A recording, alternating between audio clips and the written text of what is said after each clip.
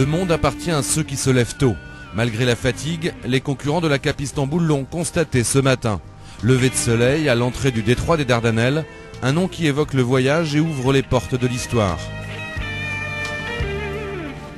Le détroit des Dardanelles est un long couloir maritime et un point de passage unique à travers la Turquie entre la Méditerranée et la mer de Marmara.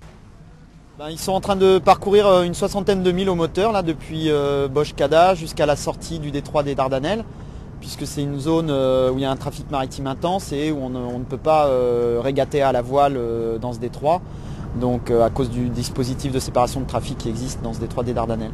Et donc là c'est petite croisière à travers ce détroit des Dardanelles, lever de soleil juste avant l'entrée des Dardanelles, puisqu'on est parti très tôt ce matin à 4h30. Et puis il faudra maintenant sortir vite du détroit et trouver une zone où on aura un peu de vent. J'espère qu'on devrait avoir un petit peu de vent en sortie du détroit, ce qui nous permettra de lancer un départ pour la dernière et la 5e étape qui fait 110 000 et pour nous emmener jusqu'à Istanbul. Photo de classe dans les Dardanelles. Si les favoris de la course ont sans doute la tête ailleurs, il reste en effet une étape de plus de 100 000.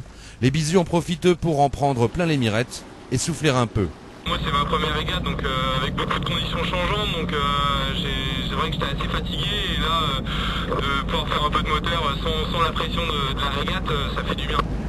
Durant cette étape de liaison, tous les préparateurs des bateaux de la Cap Istanbul se sont relayés pour prendre la barre des Figaro et permettre ainsi aux coureurs de se reposer.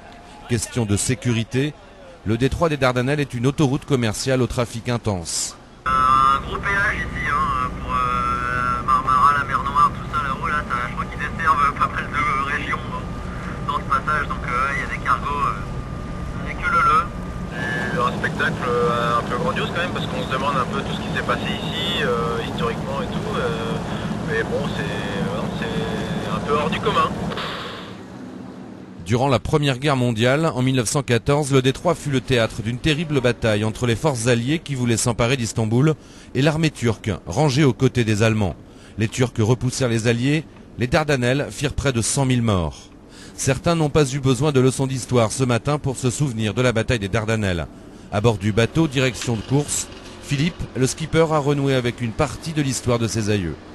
C'est un beau voyage. Je suis d'ailleurs à l'instant même sur les traces de mon arrière-grand-père qui avait fait la guerre des Dardanelles, la guerre du détroit des Dardanelles.